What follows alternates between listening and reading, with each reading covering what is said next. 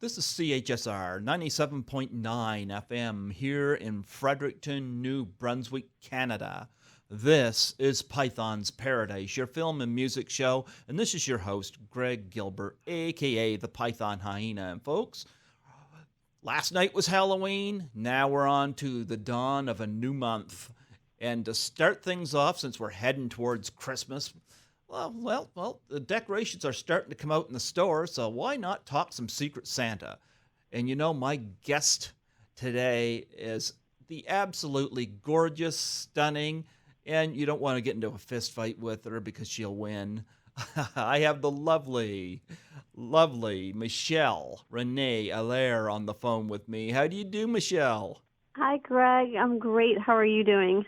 Oh, not too bad, not too bad. Better than yesterday. Yesterday was a bit of a frustration, but yeah, I think we spoke about how I nearly murdered my phone, and you spoke Yes, about how you've and I nearly agree. murdered yours. Yeah, yep. But yeah, what's it like where you are? I hope you're away from the fires. I'm pretty, I mean, the air quality is not great. As you can probably tell in my voice, I had a little allergy thing yesterday because of the dryness in the air and all the smoke. But Culver City is pretty much not near the fires. We just get the air from it. So, yeah, it's really unfortunate. I had a lot of friends who had to evacuate. Yes, So. yeah, and people say you should move to California. I'm like, no, No, thanks. I don't recommend it. No, No. it's beautiful, but we have our share of natural disaster things that you might not want to have to deal with. Yeah, like, I mean, our winters are bad, but you guys get the opposite. Right. Well, I'm originally from Cleveland, Ohio, so Hmm. I know all about those bad winters. I was born and raised in them. And sometimes I miss the snow, but the beautiful thing about being in California, especially Los Angeles, is we do get the sun all year round, and we also have the snow in the mountains. So, you can drive 2 to 4 hours and you're in the snow. We have Yosemite. We have all these amazing places that you can go play in the snow, ski, snowboard, do whatever. You always have the options of boats on the lakes in the summertime.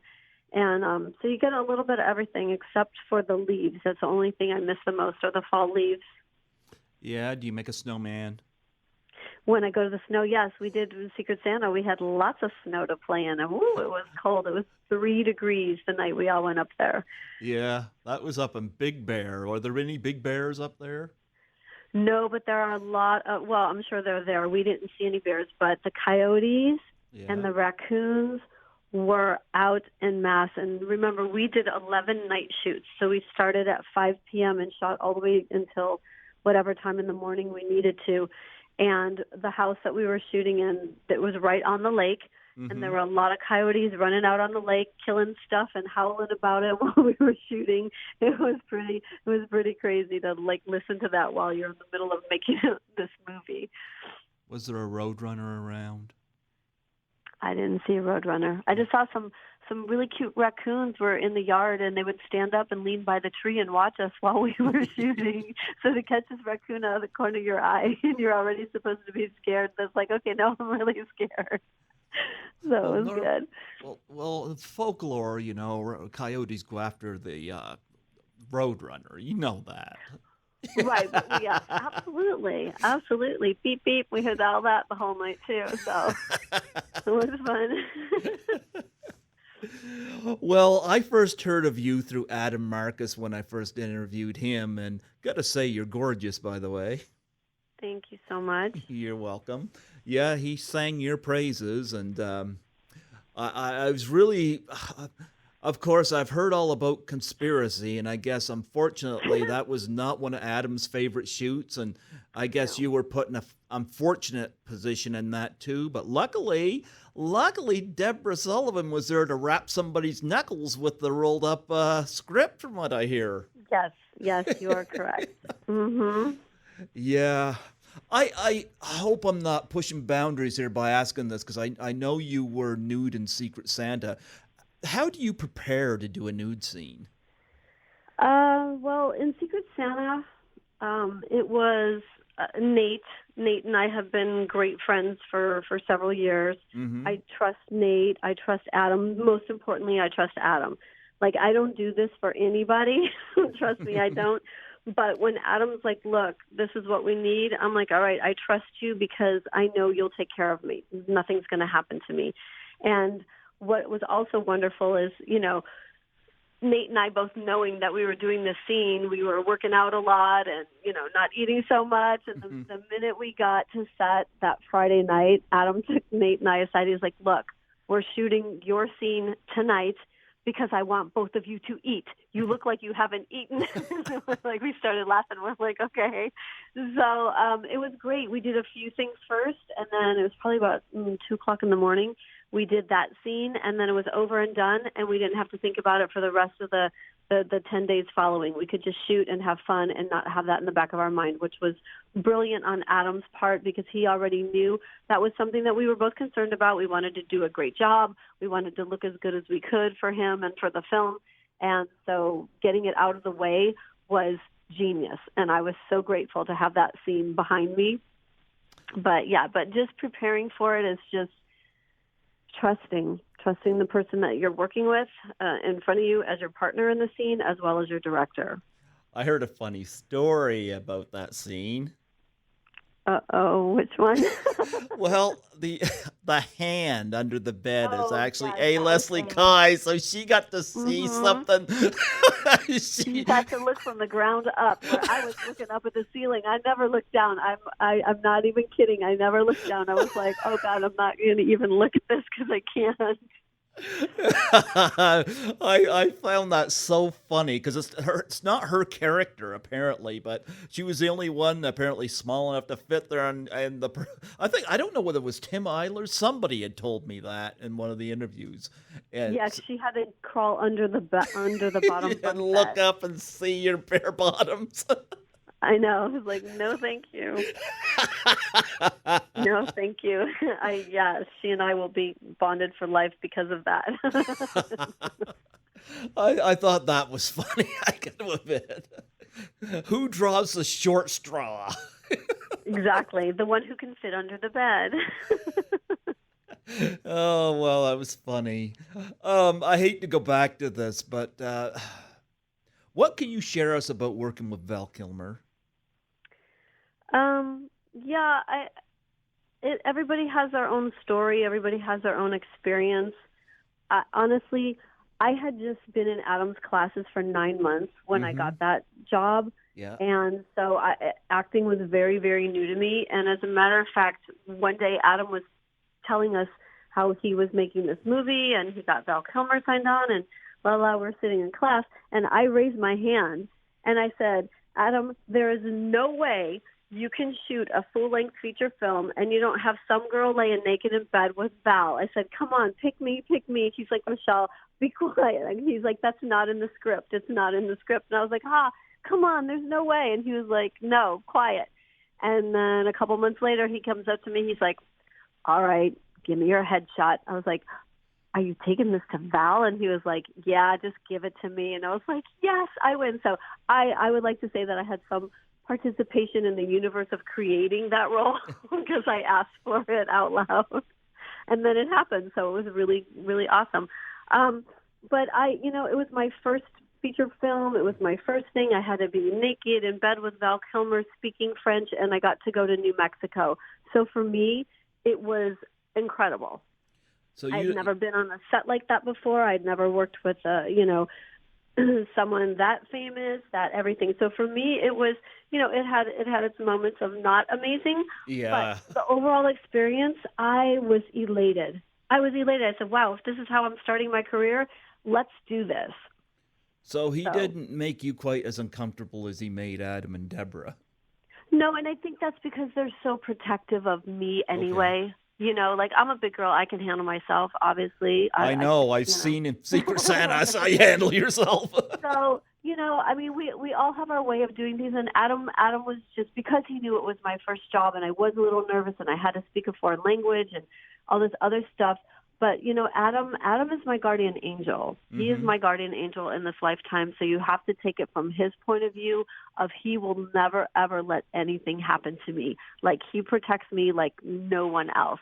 So for him to be on the other side of the camera watching through the lens probably was way worse for him than it was for me actually being there, just thinking. I was like, oh, come on, just like, and I played around with Val, and we were small talking and this and that. And so I have a way of like kind of joking things off, but kind of, not letting things get too far at any point anyway. So I think Adam was just really more concerned for me and me not getting hurt physically, emotionally, any of that kind of stuff. And I was fine. Okay. Did you meet Gary Cole?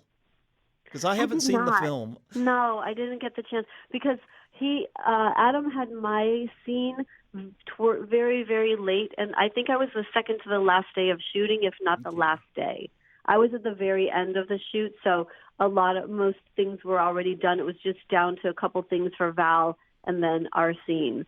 So I didn't get to meet anyone. I didn't get to meet Jennifer. I didn't get to meet Gary. So. Yeah, I haven't seen the film, but of course, Gary Cole, of course, is Bill Lumbergh. Office Space? Yes. And it was, and it was a lot of Adam's skeleton crew people that were around at the time. So, that's always cool, going to set and seeing your friends and being like, hey, what's going on? And then seeing the film. I highly recommend when you do see the film, definitely see the director's cut, see Adam's cut, because it's a whole different film than the one that they have available to the public. Well, he had said that as much of a pain in the ass Val Kilmer was, he said that Gary Cole was the direct opposite. He loved working with Gary Cole. Did he make you put cover pages on the TPS reports? Me? No. You're not getting the Office Space references, are you? No. I don't. I'm like, no. Don't reference anything to TV and stuff with me because I'm so bad. I don't watch TV. So this is a movie. A movie? No, I'm not gonna. No, I'm really bad about all that stuff. So all your references will go right over my head. I guarantee. Speaking of going over your head. All the people that were flying over your head in the Secret Santa. Oh, yes. Let's talk about that. That one I know all about. I loved it. Again, I had Adam Marcus on here, and I had Deborah Sullivan on here late in 2017. And then this year, I decided to have them both on together. Oh, how much fun was that? Oh, yeah. And I'm gonna reach out to Deborah Sullivan again because she's involved in 13 Fanboy, and I'm a co-producer on that. She was in it. She was an actress in it. Yeah, my picture's gonna be in it. Oh, awesome! Yeah, I love that. Yeah, and I'm also involved in Hearts of Darkness, and I'm like, Adam, put Michelle in it. I don't care if she wasn't in the movie. Who cares? I could be like a commentator or something. Who knows? No, we want to see your face. You're too beautiful. Oh, you're too sweet. Thank you. No, but seriously, though, I found out about Secret Santa, and I ordered it from him. It frustrates me, the fact that there's so many really bad horror movies that get released in theaters, and yet something like this, which I think would actually draw, doesn't get the kind of respect it deserves, because I thought this movie was absolutely hilarious, and I think horror fans, especially fans of horror comedy, would love this. I agree, and thank God for the Hearts of Darkness and this documentary that he's making, because through that he's able to talk about Secret Santa to the exact people that would love to see it, the horror films, and I think it's genius. And he said that the sales of Secret Santa have definitely gone up since he's been talking about Secret Santa on the Hearts of Darkness when they go live on Facebook. Mm-hmm. And I think that's wonderful. But I also know that in the next week or so, I don't know, I don't have any details, but I just know it is definitely going to happen, that Secret Santa will be able to be do the video on demand on several different platforms. So for people who didn't go to the website or didn't know about it and didn't buy it, it will be on the selections for the streaming. So this holiday season, all they'll have to do on their streaming services is look for, holiday horror, and Secret Santa will pop up. So hopefully that will be the push that we need to get it more exposed to everyone around the planet. I know he did some workings with Germany and with Australia, so it will be available in those countries as well. But I think it's kind of this like little indie slow burn. I think, but once it catches on, it's gonna really be something. I'm excited. I would love for it to be one of those college cult classic movies, that they all get together and watch around the holidays and stuff. So, because I remember Night of the Living Dead was real big for college things, when like for band camp movie showings and stuff like that back in the day. So I hope this becomes one of those. Yeah, I've got the film on Blu-ray. I ordered it, and I love it. And what's really crazy is, like, even though I've read a script, I read it several times. I had the table reads at my house. I shot the movie. I've seen the movie a bunch of times at screenings and traveling around a bit with the festivals and such. But I still get caught. I still get sucked up in the story every time I'm watching it. All of a sudden, I'm like, wait a minute, I already know what's going to happen, and I'm still like sitting on the edge of my seat. And there's the tension that is created. And let's just talk about Tim Eilers for a minute. Like, yes. Our composer is A++++. There's no one like Tim Eilers. And the way he made his own version of these Christmas carols, and I'm sure Adam told you that we have done all the singing in every Christmas carol is Skeleton Crew. We went to Tim's little studio at the time, and we all recorded these Christmas songs, singing, and all of the people in the movie, these are all our voices in all those Christmas carols. And he mixed it together and layered it in such a way, it sounds like it's like a whole choir singing, and it's just us little Skeleton Crew people singing together. I think they should have singled you out and had you sing them. No. No. That's the one thing you do not want me to do is sing. Actually, no. I'm going to have to private message Adam about that and get him to. Already knows. He already knows. I'm going to tell him. I'm going to say, Adam, if you need somebody to sing a theme song for Hearts of Darkness, I know just the person. No, Michelle he has so many glorious singers in his troupe. I swear, like Ryan Seaton's voice is the voice of an angel. You have no idea. This woman, it's on there. It's in Secret Santa. She's insane. Me, not so much. Singing is not my thing. I'm gonna be your encouragement. I'm gonna say, Adam, guess who wants to sing? Are you gonna send me a voice call? Oh, I'm messing with you. I know, it's okay. Somebody has to. Yeah. No, you were a standout to me in the film, and I gotta say, watching you just pull your fist up, I won't reveal the secret about you, but pull your fist up and just punching the living crap out of Nathan, and he's saying, I like her. I like her. I have to say, though, out of the 11 nights of shooting, the 2 nights that I spent back-to-back doing my stunt work, I just, there's nothing has compared to that. They were my favorite of the 2 nights. I loved it so much. It was just the best. I love physical stuff, and Freddie James, our stunt coordinator on the film, who is also in the movie. Yep. He's so amazing. No one ever gets hurt on Adam's set. Not at all. Not a scratch. Not a nothing.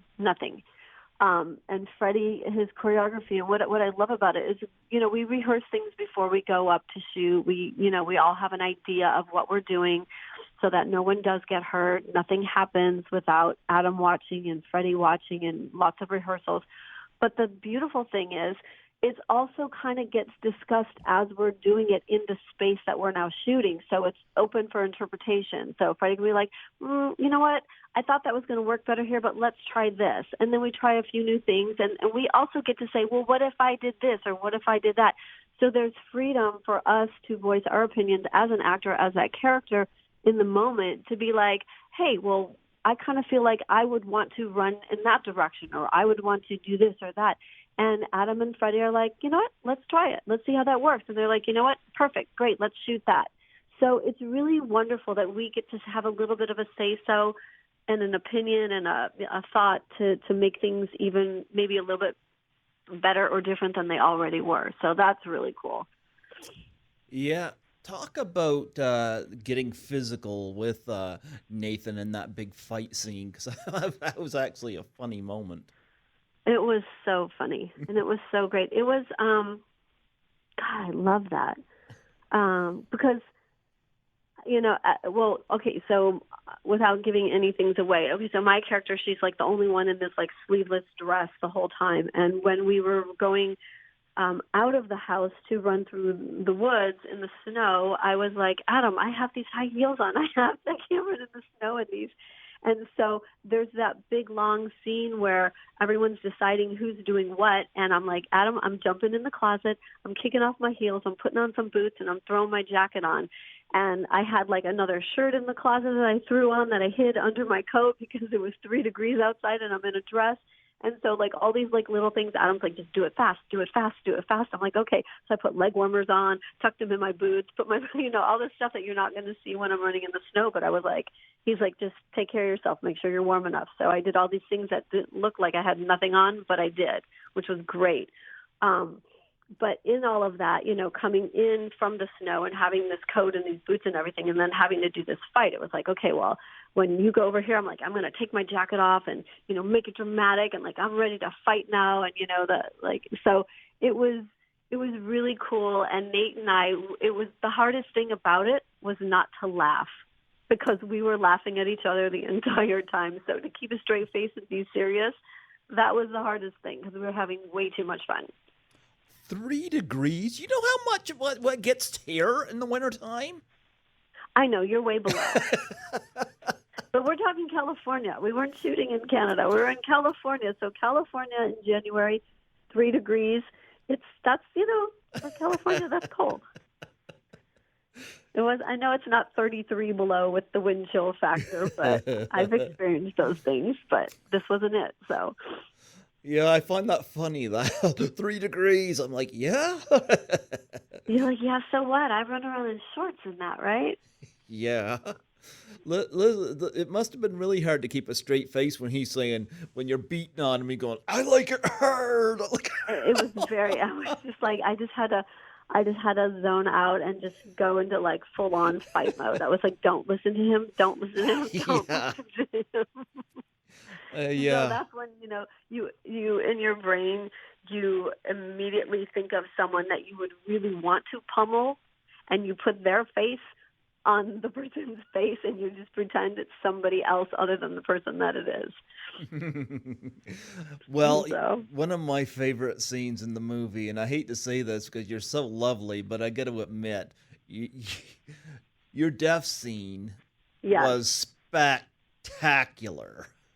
Yes.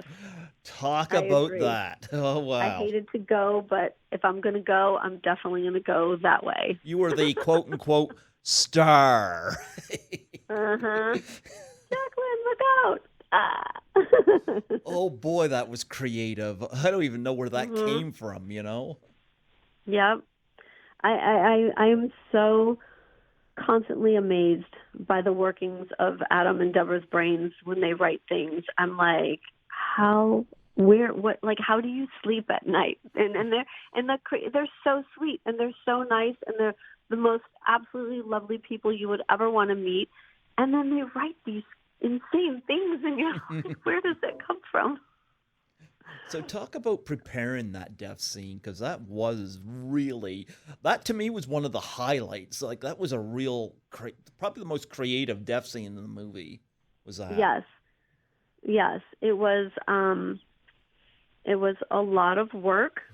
It was, and Bob Kurtzman. God bless Bob Kurtzman, because he was all the special effects. He and Marcia, they did everything, and so to take the item and to recreate it so that it looks like it's doing what it's doing in the scene. There was a piece that I had to put in my mouth that I had to push it out with my tongue when it all happened and that kind of stuff, and hold it between my teeth and have my eyes so open and do all that while the blood stuff is doing its thing and having tubes taped to you and pumps and this and that and whatever. It was magical to see the way the Adam and Bob and the whole picture came together, the whole idea of it came together, and everyone that was on set watching was just like, oh, the whole time. Every time we had to do a few different takes for some technical difficulties here and there, but it was super cool. I was very honored to be gifted that type of death.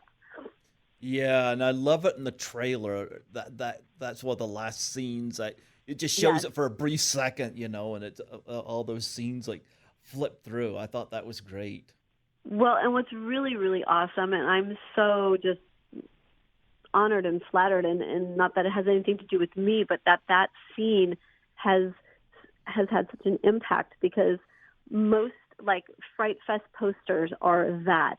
There was this wonderful man in the UK, Ash Lloyden, who does these beautiful cartoon-ish artwork, and he did a poster for Halloween last year, and it had like Michael Myers and all these like amazing classic horror people, and there was Jacqueline with the thing on her head in the center of this poster with all these iconic figures of horror movies, and I was like, oh shit, that's incredible. But that image has been the image that's been representing a large part of the movie is really spectacular.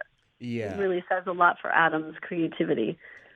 And of course, like, have you learned anything about not going to the wrong washroom in a movie? Not going to the, oh yeah.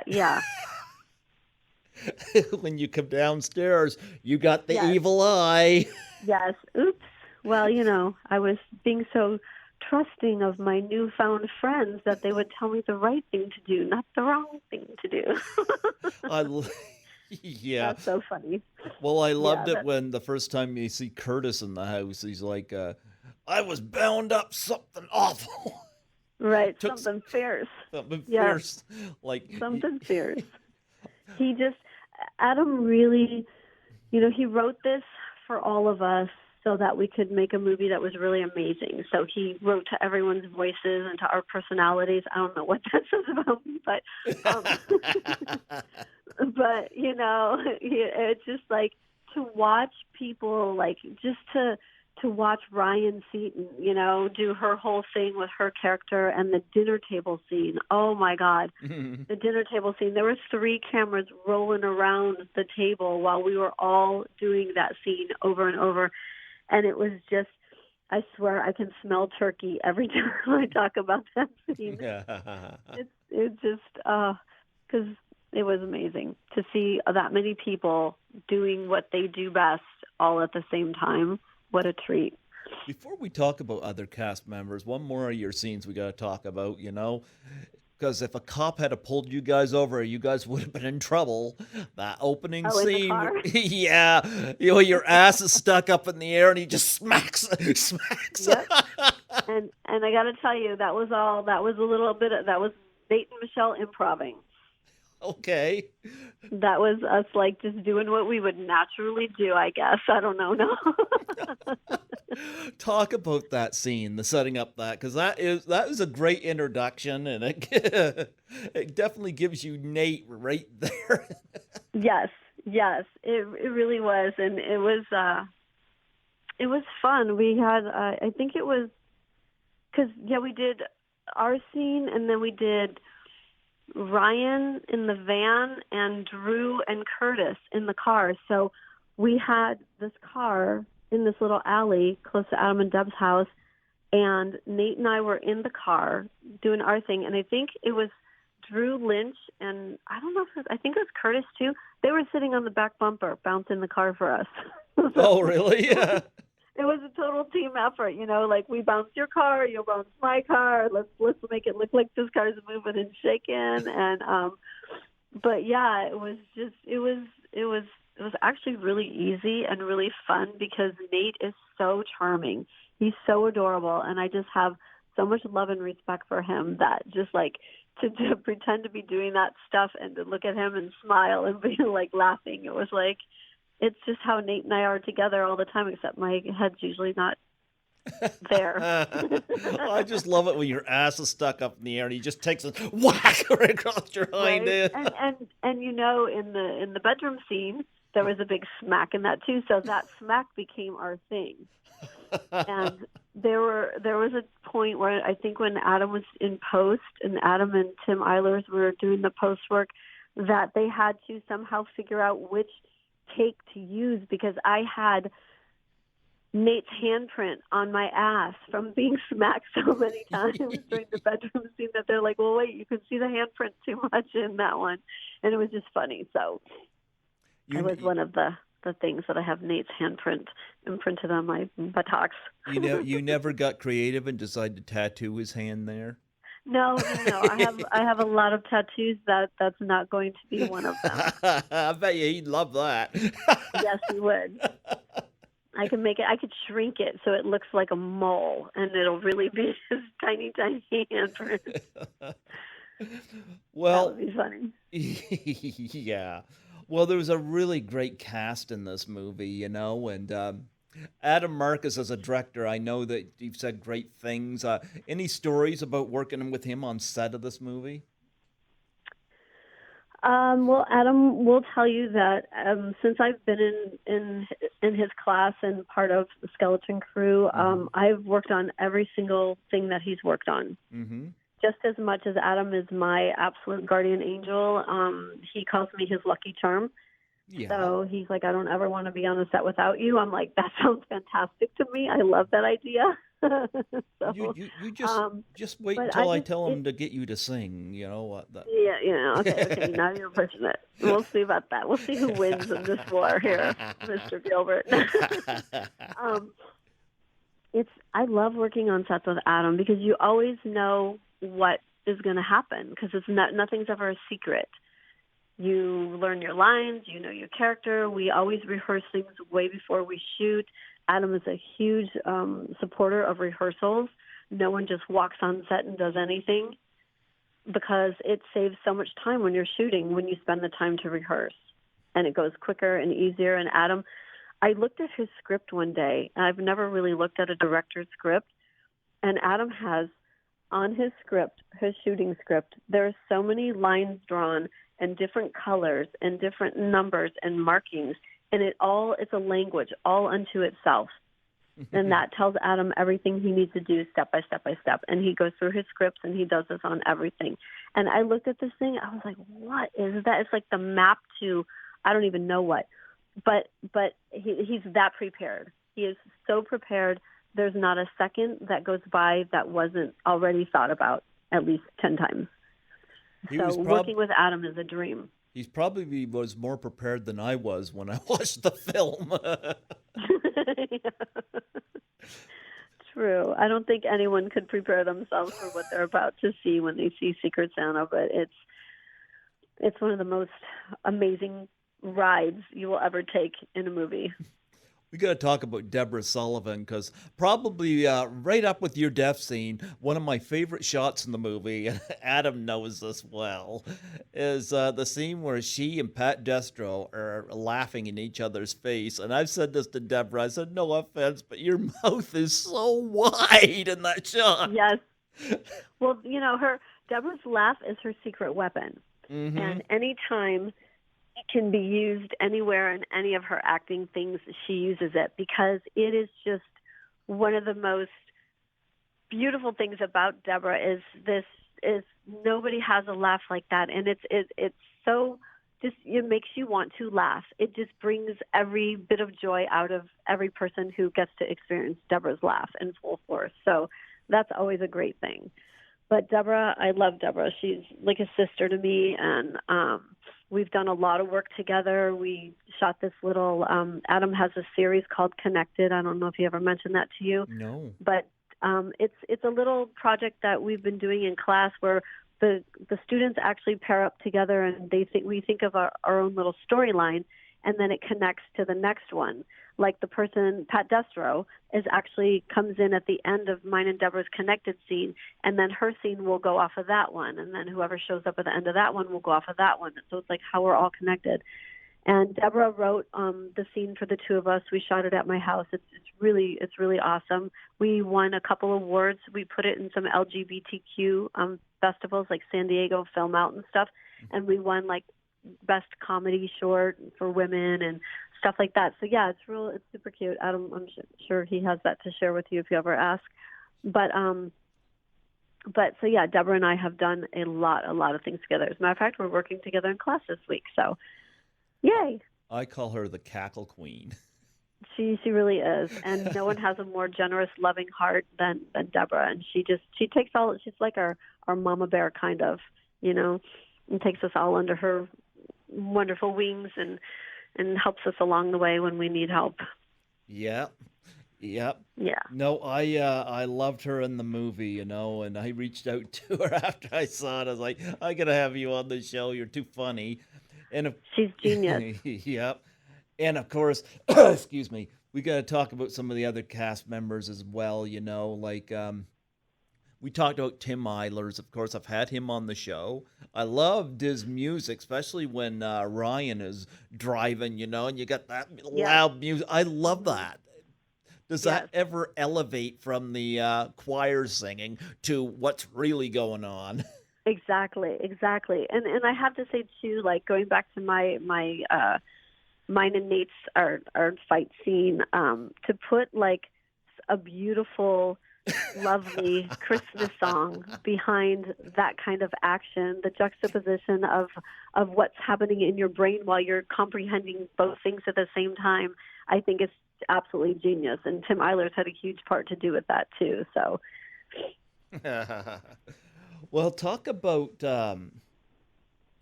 Curtis Fortner. I got to talk about him. We mentioned him before. I got to say, if I have a complaint, he's not on screen long enough. Right. Yes. And it's for the short amount of time he is with all of us, he stands out so much. That voice is Curtis.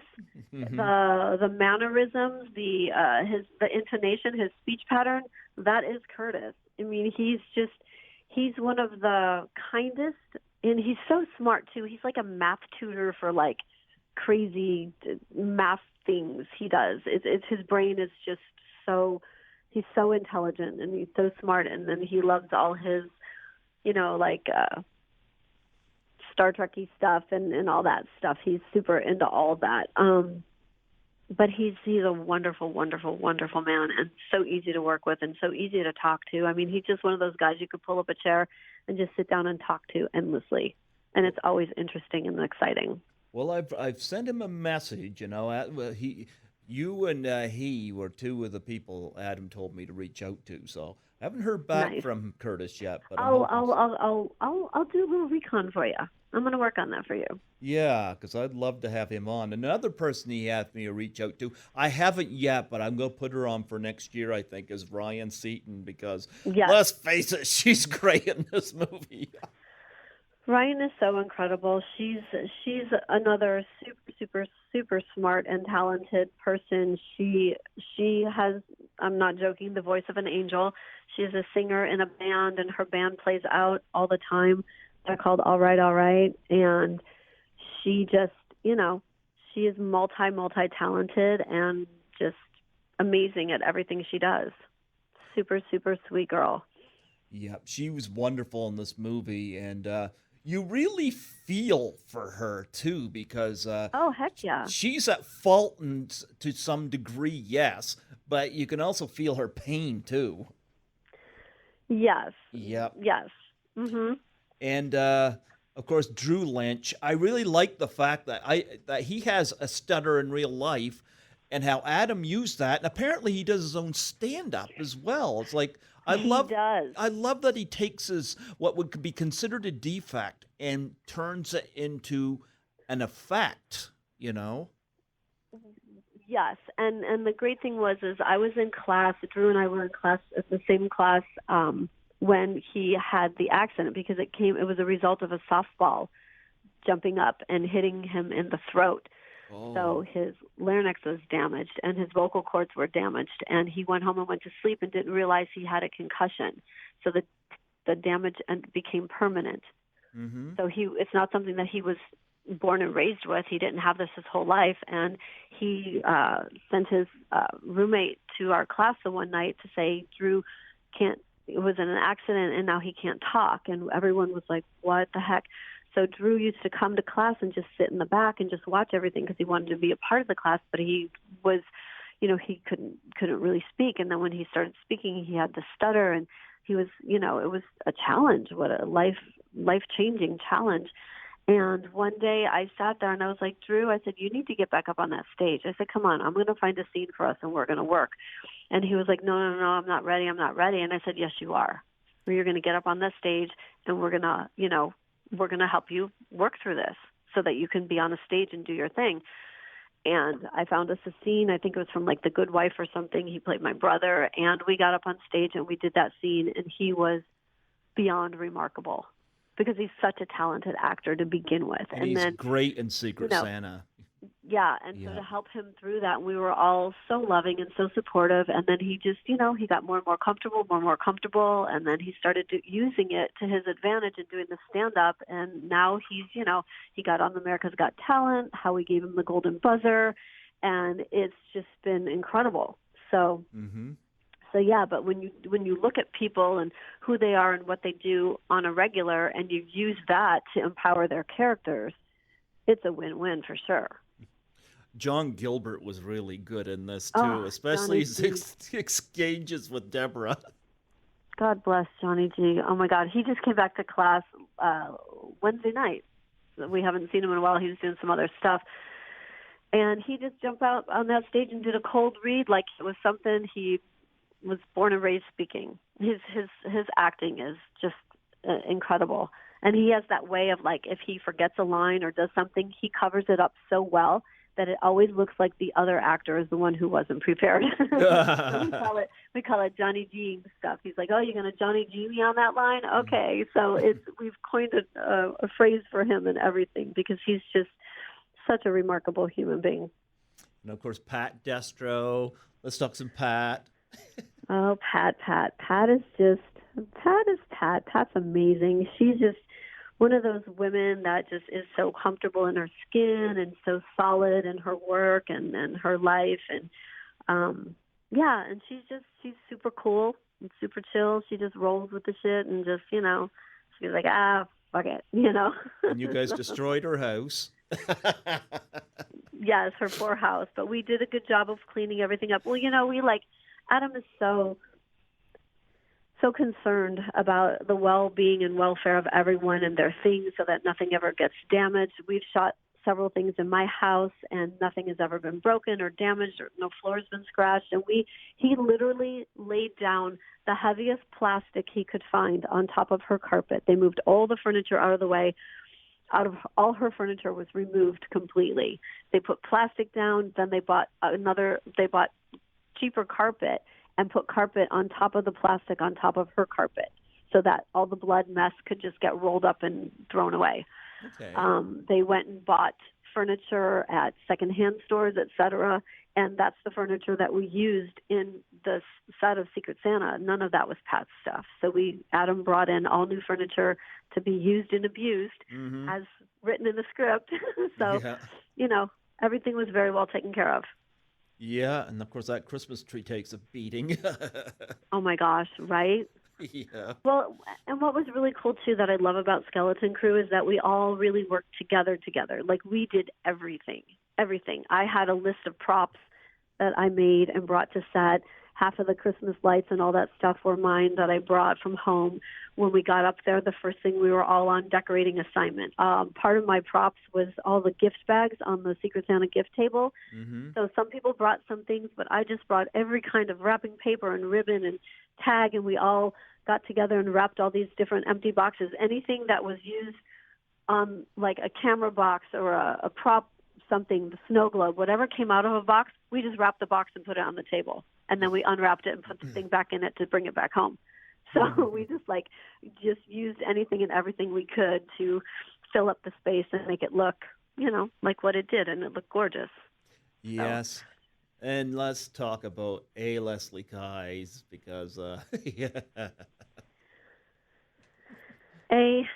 Well, A and we're good friends. We actually work together, and she brought so much to her character, and it was really a really cool process to watch her and work with her and Michael Rady at the same time, and to be like, my character, thank God, was the one putting, the puzzle pieces together, because I wasn't a part of the family, so I got to see everything from the outside. And just to be there, to be supportive of her and her character and what her character was going through, and the whole family, and to, take sides with her against, Ryan's character, which was always fun, So she's super easy to work with. She comes totally prepared. She's a total professional, total rock star. And, it was easy. It was easy and fun.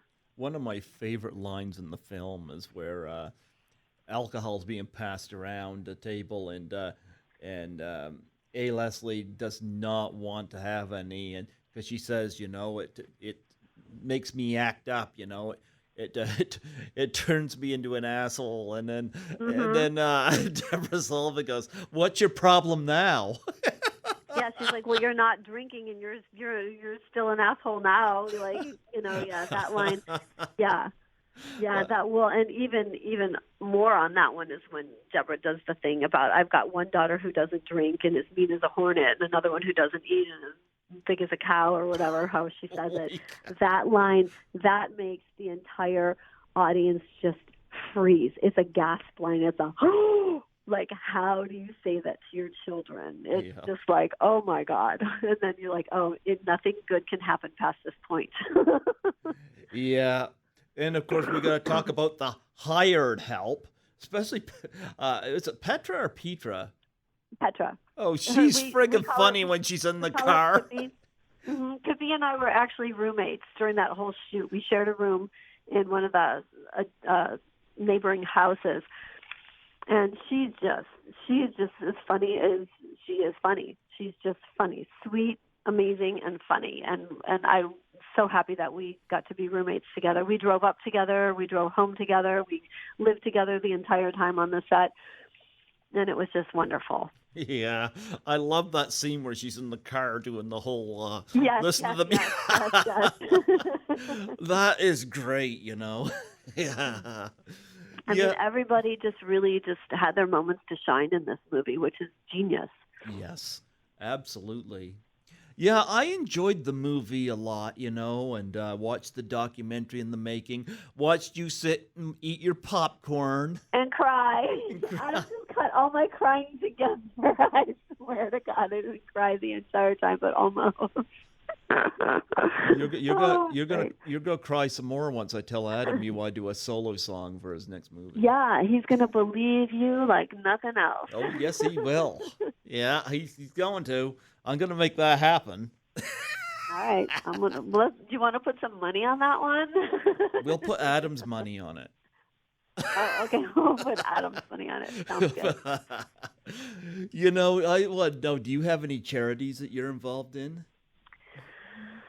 Actually, no. I mean, the one, our dog, we adopt. We don't shop, and I have a 11-month-old puppy who is from this great place called Barkin' Bitches. It's a rescue over on Fairfax Avenue. So we do a lot of some promoting and stuff for them. And as a matter of fact, I just reached out to a friend of mine yesterday. He runs like a rehab place over in Venice, and he's a counselor for people having addiction problems. And I just asked him yesterday, I'm like, do you have any room? Because I need to start volunteering again. I go in and out of my volunteering things, but he's going to look and see what they have. And he said he'll call me in a couple of days and let me know so I can go help volunteer, because I have a lot of connection with that type of thing. So it's good. So I'm always wanting to give back and work with people that struggle with such things. I thought Nathan was your little puppy. No, Nathan's not my little, no, my little puppy Luna. She's sitting right here looking at me right now. Every time I say her name, she's like, I'm trying to sleep. And every time you say my name, I open my eyes. Yeah, and I think I told you that I'm involved, of course, with the Doubtfire Face Challenge, and Adam is Yes. going to get the whole skeleton crew and people involved in that. I'm ready. Yeah, I'm looking forward to seeing you do that. Mm-hmm. I've had a few. It's going to taste good. I've had a few of my guests do that. I did one myself, and I sent it out to a few of my. Sent it out to my guests, and I've had a few of them do it. So people want to see people in the industry do this, and so I've done it twice. I did it with one of my guests when I was in Toronto last, and I love it. Yeah, so I said to Adam, I said, I've donated to your thing here, and I said, would it be possible if you guys do the Doubtfire Face Challenge? Absolutely, count me in. Yeah, you have my word. Yep. I'm down. Oh yeah, and you get to nominate 3 people too. So if you know 3 people in the industry you will fire this out to, you go right ahead. Okay, I'm gonna think about that. Yeah. I'm sure I know at least 3. Yeah. Well, I said the same thing about 13 Fanboy, too, which a lot of the people on that's been nominated more than once for this. And Adam, I think, is going nice. Well, Adam's going to nudge a few of them that haven't come through yet, so he's going to... Okay. Yep, he's going to nudge a few of those 13 Fanboy people, I don't know whether some of them don't take me seriously, but it's for suicide and depression, and yes. I find it funny, depression is kind of looked over.